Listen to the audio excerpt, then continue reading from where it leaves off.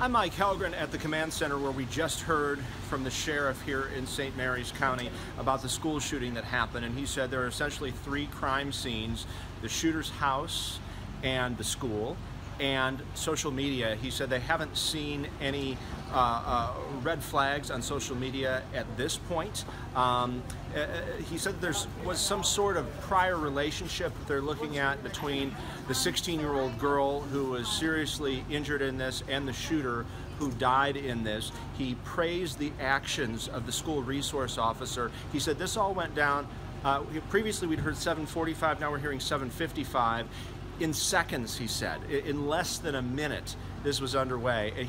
They're still trying to determine whether the gunman, the student gunman, died from his own weapon or whether the school resource officer may have shot him. They don't know at this point, but there was an exchange of gunfire there at the high school this morning.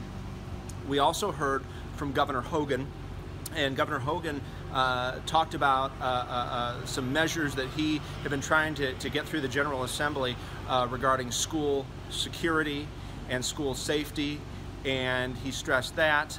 The school superintendent here talked about how if people think this can't happen in their local schools, they are sorely mistaken. He spoke about the family ties. His own child goes to the school that all these students were bused to.